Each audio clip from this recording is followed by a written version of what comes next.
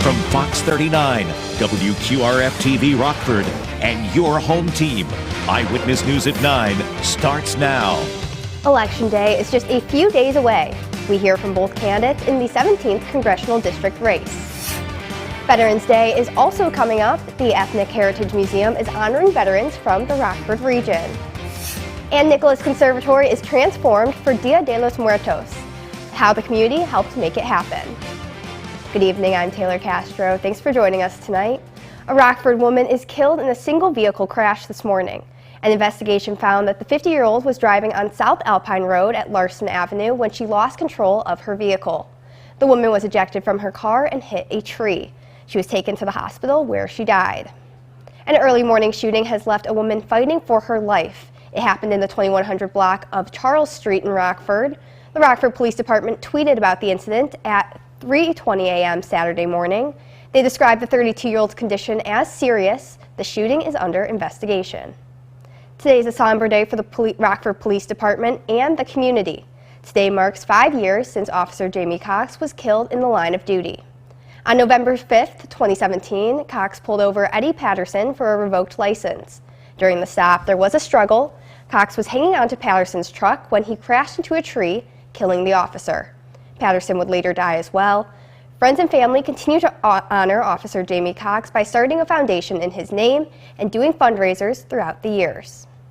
Election Day is just days away. Candidates are urging locals to get out and vote. Our Nicole Delgado was able to meet up with two candidates for the 17th District in Freeport.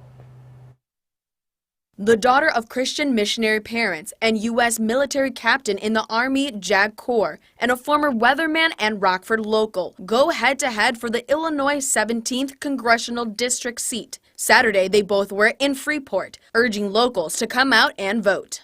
To bring accountability to government. That's what is really important to help get our economy back on track. Secondly, making sure we're prioritizing American energy independence. Republican nominee Esther Joy King tells me she knows inflation is a huge concern for many. King wants to bring people together to help solve this economic crisis, prioritizing American energy independence. Democratic nominee Eric Sorensen says he believes the biggest concern is what inflation is doing to prescription drugs and food. Sorensen says in Congress he plans to help make those things more affordable. We have to lower the cost of food. We have to make it easier for people who are struggling today just to get by. And that's Congress's responsibility. That will be my responsibility in Congress.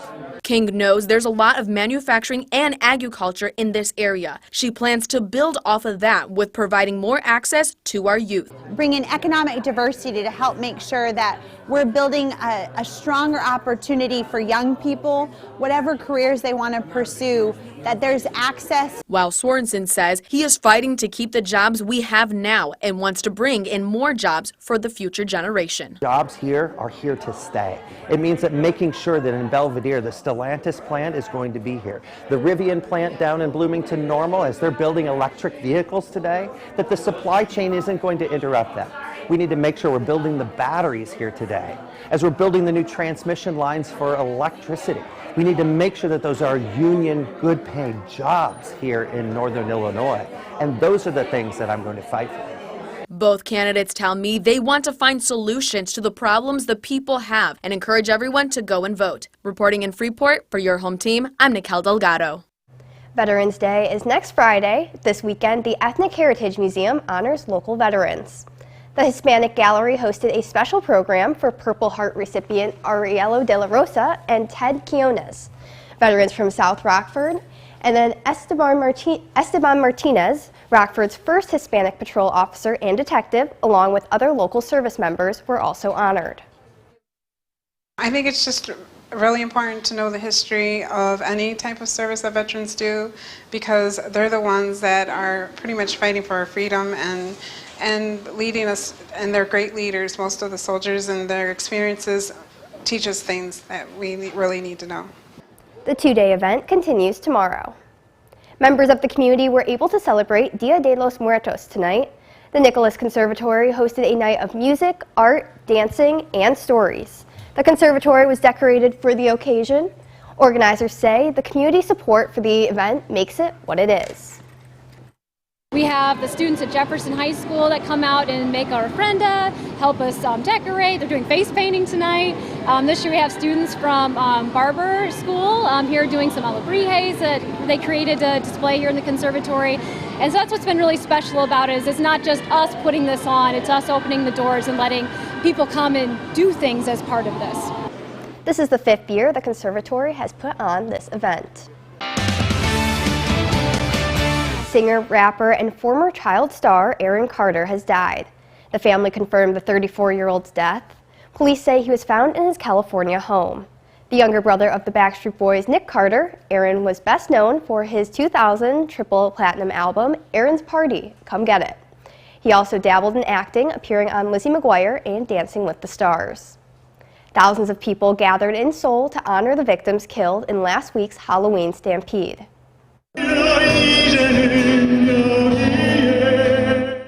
More than 150 people died as a crowd of thousands got stuck in the city's narrow streets. Mourners held candles, sang, and listened to speeches. Some carried signs criticizing the South Korean government for not being prepared. On Tuesday, South Korea's police chief took responsibility for the stampede, saying police failed to respond to calls warning of an impending disaster. Most of us get an extra hour of sleep tonight with daylight saving time coming to an end. Clocks go back an hour at 2 a.m., but there's lots of debate about the time change. Earlier this year, the U.S. Senate passed a bill that would keep daylight saving time year-round so we wouldn't have to change the time anymore. The bill stalled in the House. Many lawmakers say this isn't a priority. All of this means, at least for now, we will continue to change the clocks twice a year. Now, your first warned weather forecast from meteorologist Jordan Wolf. It was another active and very windy day across the state line today, and that's kind of an understatement, actually. We had some wind gusts that were topping right around 50, even close to 60 miles per hour. Very strong low-pressure system now exiting into the upper Midwest and into parts of Canada. That's what brought us the wind and even the rain showers earlier on into the day. We get a lot more of that drier air now working in, and that's what's going to bring us these cooling off conditions overnight tonight, as well as the clearing skies for the rest of the evening as well. Of the rain showers that we did have earlier today, we did have some spots that were up close to a half an inch or even more. Galena topping out at 0.91 inches of rain. Here in Rockford, only 0.4 of an inch of rain fell. That's in addition to what we had from the day yesterday, which was a little bit more than that added on. Still a little bit of a wet situation out there. SkyTrack camera out there in Beloit, Wisconsin is sponsored by Bryden Motors. That camera still has a couple droplets of rain on it, but the rain has stopped falling, at least for the short term, and that continues to be the case overnight tonight. During the afternoon, we only saw temperatures that were in the 40s, but officially our high temperature is 63 degrees here in Rockford. Many areas did make it into the low 60s, but that was very early on in the day. Most of the afternoon, we spent temperatures in the 60s, or down into the 40s and 50s, I should say. Those winds were a huge story out there today, and some of our peak wind gusts we can see here. Rockford Airport recorded a peak wind gust of 59 miles per hour, and some other areas were close to that 50 to 55 range, with a lot of those stronger winds coming in just to the east of the state line, where there was a high wind warning in place for some of our farther east counties and even further east than that. Now those winds, to put it into a little bit of a perspective here, we did see your trash can that would be pretty much down the street with some of these winds that we had. So luckily those winds are going to be a little bit calmer during the day tomorrow, not nearly as significant. We can see that here with those wind gusts gradually calming down through the night tonight. During the afternoon, we could see a couple of spots where winds still gust close to 30 miles per hour, but beyond that, very much quieter conditions expected. Overnight tonight, temperatures do fall to around 42 degrees, gradually clearing out those skies. We still hold on to a little bit of that breeze with winds gusting close to 30 miles an hour at times, but gradually dying those down as well. Some sunshine does return for the day tomorrow, and temperatures rebound back up into the 60s as well for the afternoon, or at least pretty close to that 59 degrees, officially the high temperature. Winds still gusting close to 30 miles an hour in a couple of spots. Now, this is your last reminder for daylight saving time. It does end tonight, so make sure you set your clocks back at 2 a.m. Something to note here, look at the sunset time for tomorrow. Sunset is going to be before 5 p.m., so that's something fairly significant to remember about as we continue to see those those earlier and earlier sunsets coming in. Then we're going to have a lot less sunlight early into the afternoon and into the evening as well. Our 7-day forecast continues to show fairly cool conditions, at least here in the short term, even though we're still above average for the next few days into the 50s. Remember, voting day on Tuesday, fairly nice weather for that, but we're back into the 60s here beyond that. And our next weather system coming in for the end of next week into next weekend brings our temperatures down in those high temperatures back into the 40s. Now sports with Reagan Holgate. Round 2 of the IHSA playoffs is officially in the books. It wasn't the nicest day for football, but some of our local teams were able to withstand the tough conditions and advance to the third round. So let's take you through today's slate of games. Starting in McChesney Park, Harlem hosted Grayslake North in Class 6A. Nearing the end of the first quarter, Michael Jefferson Jr. gets the handoff and rallies one home. Grayslake North on the board first, 7-0. But on the ensuing kickoff, who else but Jamani Muhammad doing what he has all season long, makes a few guys miss, and he's gone. Ref takes a tumble there though, but 85 yards to the house, and the game is tied at 7. Next drive for the Knights, Jacob Donahue under pressure, and it'll be Timothy Wessels to get the sack. He was real fired up after that one. Harlem with the ball back now. DeAndre Young will run this one in, but it's called back on a false start on the Huskies. Harlem would settle for a field goal on that drive to take a 10-7 lead into the half. The Huskies will hold on 24-20, and this team becomes the first ever in Harlem history to advance to the third round of the playoffs. The Boylan Titans took a road trip to the suburbs to take on Nazareth Academy in Class 5A. Makai Glover got the Titans on the board with this 1-yard touchdown run in the first quarter. It was a 7-7 game there. Roadrunners quarterback Logan Malachuk takes the momentum right back. He runs 28 yards untouched by the Titans. The Titans trailed 21-7 at halftime. The Titans offense struggled to get anything going early third quarter. Connor Dennis picked off by Roy Tittle, and he returns it for a touchdown. That made it 31-7. Boylan does not advance. The Titans lost this one 38-13, so Harlem is the only Nick 10 team left standing. There's another game today in 5A. The number 1 ranked Sycamore Spartans beat Carmel 43-0, and they are on to round 3. In Class 3A, Stillman Valley traveled to Elmhurst to face playoff rival IC Catholic.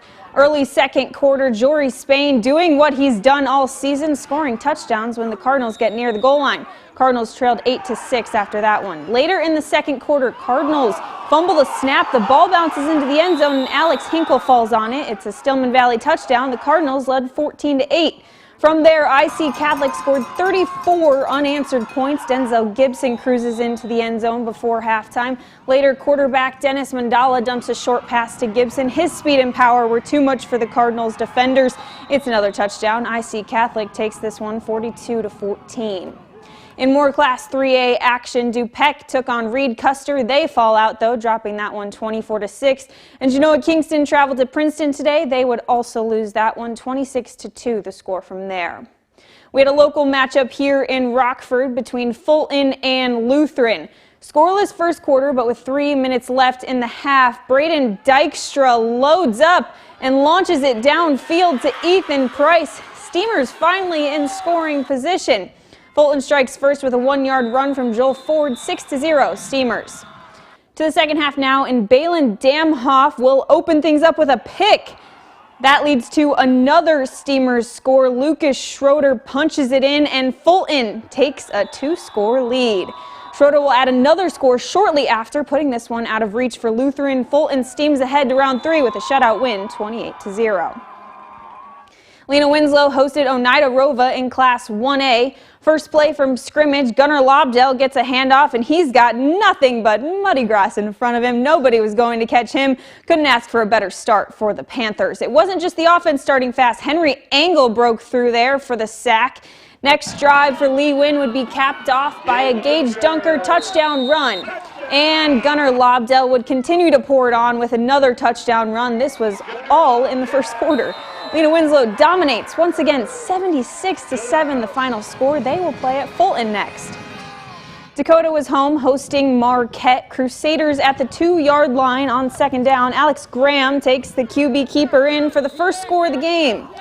Dakota now at their own 2. Caden Niedermeyer hands the ball to Connor Matthews for their first score of the game. Dakota up 8-7. Dakota gains possession again at the 36. Niedermeyer tosses the ball to Adrian Ariano. He goes outside, powers down a tackler, and finds the end zone in sight. Indians up 16-7. Fourth quarter action, Dakota in the red zone again. Niedermeyer gives it to Connor Matthews, and he bruises through and gets the 13-yard touchdown. They beat Marquette 30-19. Indians will play against Forreston in the next round. The last game we had in 1A, Chicago Hope was in Forreston to take on the Cardinals.